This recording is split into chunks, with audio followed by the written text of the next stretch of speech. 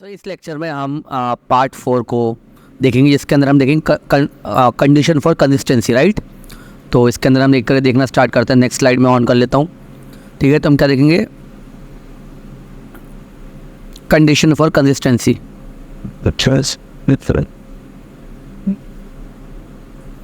अब मैं आपको बता दूं, कंसिस्टेंसी से ऑलमोस्ट एक क्वेश्चन आपको मिलेगा ही मिलेगा, और बहुत ही ईजी सा क्वेश्चन होगा, ठीक है। मैं आपको बता देता हूँ कंडीशन कौन कौन सी है।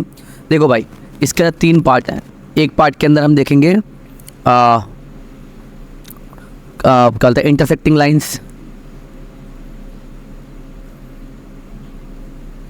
लाइंस। दूसरे पार्ट के अंदर हम देखेंगे पैरेलल लाइंस,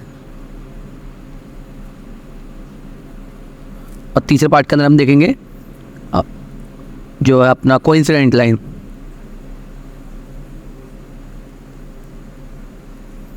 ये 3 पार्ट जो है हमारे पास हैं, intersecting line, parallel lines and coincident line.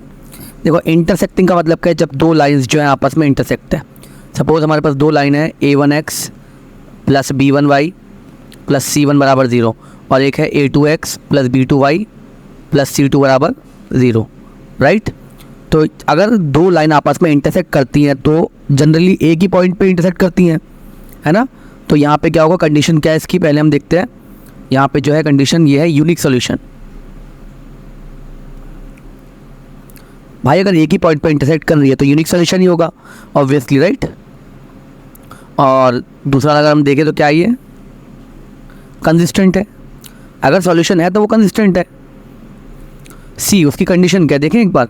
Condition क्या है भाई, a1/a2 बराबर नहीं होगा b1/b2 के, b1/b2 के, which means a1/a2 equals to not b1/b2, ठीक है भैया। पैरेलल लाइंस का मतलब क्या है कि जब 2 लाइंस जो है आपस में एक कांस्टेंट डिस्टेंस मेंटेन करें, और यहाँ पे जो डिस्टेंस है वही डिस्टेंस यहाँ पे है, विच मीन्स ये कहीं पर भी, इन्फिनिटी पे कहीं पर भी है, आपस में मीट नहीं करेगी। अगर मीट नहीं कर रही है तो सिंपल सी बात है, नो सॉल्यूशन है, नो सॉल्यूशन का केस है। दूसरा वाला है कि अगर सॉल्यूशन है ही नहीं तो ये क्या होगा, इनकंसिस्टेंट। और सी की कंडीशन अगर हम देखें तो a1/a2 जो है वो बराबर होगा b1/b2 के, वो बराबर नहीं होगा c1/c2 के, ठीक है। अब हम कोइंसिडेंट लाइन की बात करते हैं। मान लो एक लाइन ये रही और दूसरी लाइन जो है इसके ऊपर ऐसे ही ओवरलैप कर रही है, राइट। हर पॉइंट, जिस भी पॉइंट पे आप अपना मार्कर रखोगे या पेन रखोगे, उस पॉइंट पे एक सॉल्यूशन मिलेगा आपको। मतलब क्या, इनफाइनाइट पॉइंट होंगे तो इनफाइनाइट सॉल्यूशन होगा यहाँ पे। तो क्या लिखेंगे हम, infinitely many solution, infinitely many solution, है कि नहीं, बोलो। अगर हम दूसरा पॉइंट देखें इसमें, भाई अगर सॉल्यूशन है तो कंसिस्टेंट होगा। और सी हम क्या देखेंगे, इसी कंडीशन जो क्या है, a1/a2 बराबर है b1/b2 के, बराबर है नहीं है बराबर है c1/c2 के, बराबर है c1/c2 के, right. These are the conditions of coincident. आप इसको ध्यान से नोट कर लीजिए, इंटरसेक्टिंग लाइंस, पैरेलल लाइंस और कोइंसिडेंट लाइंस। इससे एक क्वेश्चन आपको मिलेगा ही मिलेगा आपके बोर्ड में, 10वीं के बोर्ड के एग्जाम में। अब हम कुछ क्वेश्चंस देख लेते हैं इसी के अंदर। मान के चलो हमारे पास एक क्वेश्चन है 9x + 6y = 35, और दूसरा क्वेश्चन है 8x + 7y = 42, राइट। आपको साफ दिख रहा होगा, मैं यहाँ पे सॉल्व कर दिखाता हूँ। a1 जो है वो 9 है, a2 है वो क्या है 8 है, वैसे ही v1 जो है वो 6 है, b2 है वो क्या है 7 है, ऐसे ही c1 जो है वो 35 है, और c2 जो है वो क्या है 42 है। अब मैं करता हूँ a1/a2 निकाल लेता हूँ पहले, ऐसे ही आपको एग्जाम में भी सॉल्व करना है। 9/8 आ गया, इसको मैं इक्वेशन 1 मान लेता हूँ। b1/b2 निकाल लेता हूँ, वो कितना हो गया 6/7, ठीक है। थर्ड कंडीशन की जरूरत नहीं पड़ रही क्योंकि ये दोनों इक्वल है ही नहीं। तो हम क्या लिखेंगे, फ्रॉम इक्वेशन 1 एंड 2 हमें क्या मिल गया, a1/a2 बराबर नहीं है b1/b2 के, राइट। 9/8 6/7 के बराबर तो होगा नहीं, तो हम क्या लिखेंगे, कंसिस्टेंट, पहला पॉइंट। दूसरा पॉइंट क्या लिखेंगे हम, यूनिक सॉल्यूशन। और तीसरा पॉइंट हम क्या लिखेंगे भैया, हम सॉरी 2 पॉइंट ही काफ़ी है, राइट। ये 2 पॉइंट ही इसके अंदर हम देखेंगे, पहला पॉइंट और दूसरा पॉइंट। सर मैं आया कि नहीं आपको बताऊँ, एक और क्वेश्चन लेता हूँ मैं आपको बताने के लिए। तो देखो यहाँ पे मैं क्वेश्चन लेता हूँ, वो क्या है, 8x + 3y = 15, और यहाँ पे लिया 16x प्लस 6y बराबर 18, राइट। ऐसे क्वेश्चन ले लिया मैंने, ये क्वेश्चन नंबर 2 है। सिमिलरली a1 जो है वो कितना है यहाँ पे 8 है और a2 कितना है यहाँ पे 16 है। वैसे ही b1 और b2 निकाल लेते हैं।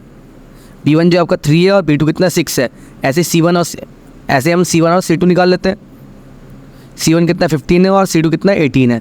अब मैं क्या करता हूँ a1/a2 निकालता हूँ। a1/a2 वो कितना हो जाएगा भाई 8/16, 8 to 16 1/2 आ गया।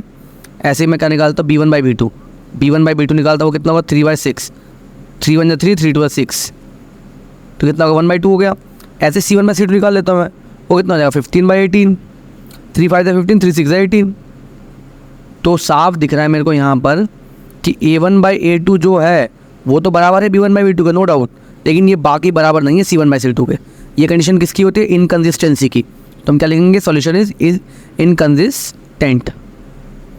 आएगी नहीं बोलो, ठीक है। और क्या लिखेंगे, नो सॉल्यूशन। आएगी नहीं बताओ।